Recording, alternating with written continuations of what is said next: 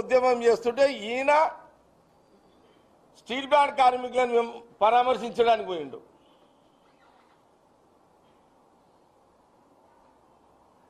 ఆయన గమ్మున కూర్చున్నాడు చంద్రబాబు నాయుడు గారు. అప్పుడు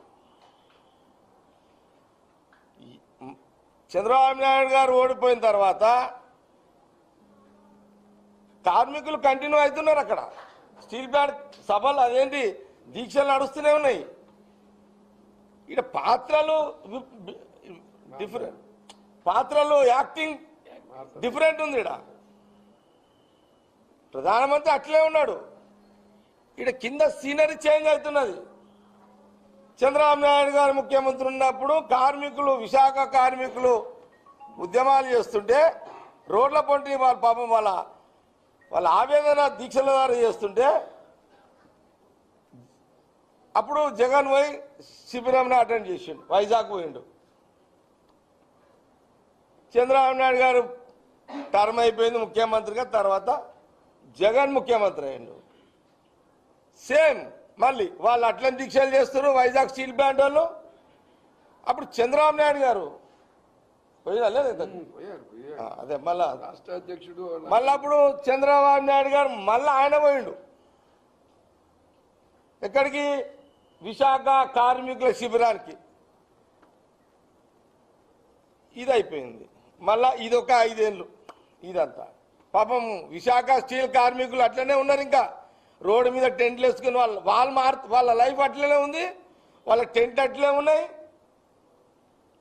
ఇక్కడ ఎక్స్చేంజ్ వీలు ఈయనది అయిపోయింది. ఎవరిది? ఇప్పుడు మళ్ళీ చంద్రబాబు నాయుడు గారు మళ్ళీ ముఖ్యమంత్రి అయిండు. ఈ మధ్యలో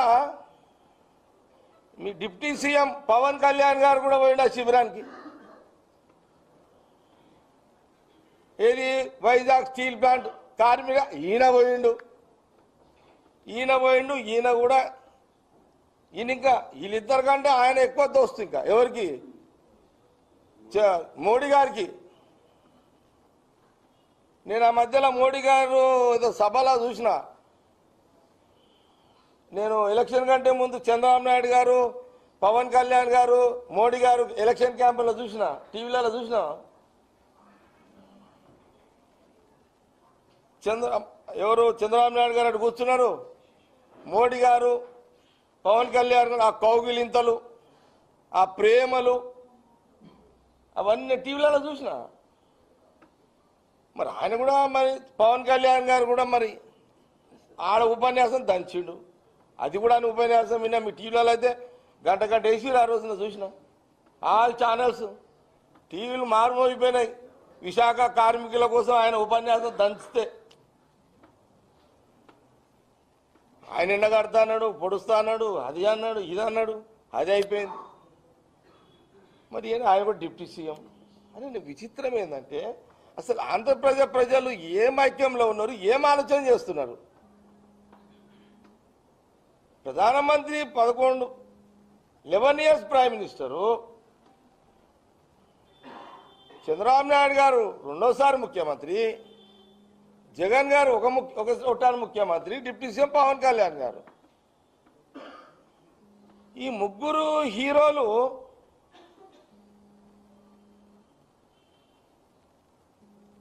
అంటే ఇది యాక్టింగా? ఇంత దారుణమైన యాక్టింగా ఇది ఎందుకు గమనిస్తలేరు? ఇది జీవితంతో కూడుకున్న స్టీల్ ప్లాంట్.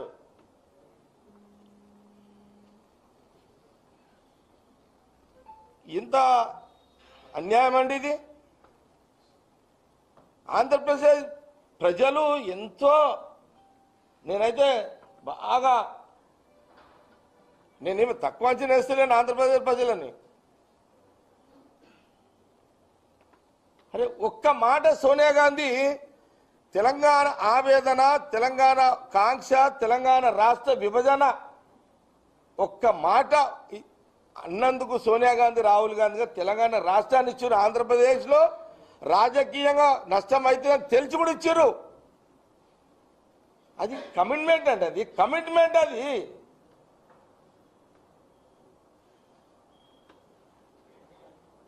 ఒక ఆంధ్రప్రదేశ్ కొట్టుకపోతుంది కాంగ్రెస్ అని తెలిసి కూడా ఒక రాష్ట్రం ఇస్తామని మాట ఇచ్చినందుకు వాళ్ళు ఇచ్చిర్రు.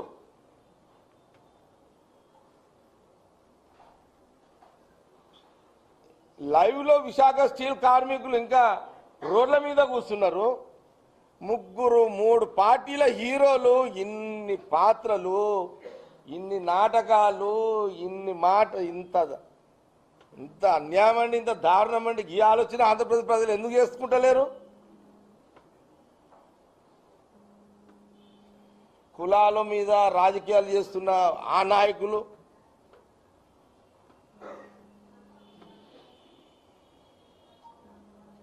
కులపిచ్చిలో ప్రజలందరూ ఆంధ్రప్రదేశ్ నాయకులకు పట్టం కడుతున్నారు. మీ జీవితాలు మీరు చేతులారా ఖరాబ్ చేసుకుంటున్నారు.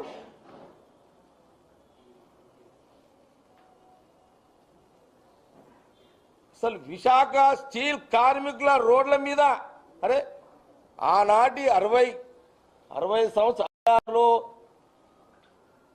విశాఖ హక్కు ఆంధ్రుల హక్కు అని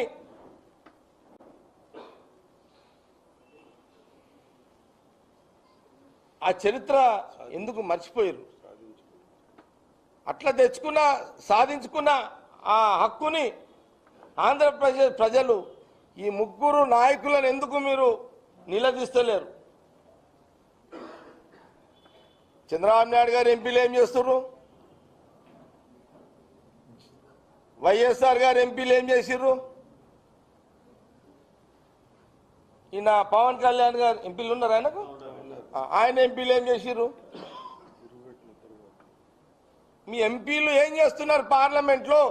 ముగ్గురు ముఖ్యమంత్రుల ఆట ఏంది, డ్రామా ఏంది అని నేను ఈ మీడియా ద్వారా నేను ప్రశ్నిస్తున్నా.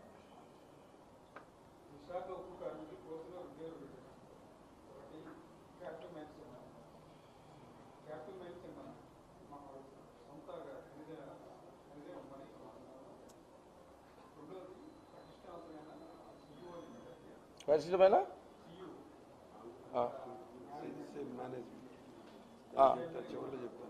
చెప్తా, అది కూడా మీ ప్రశ్న.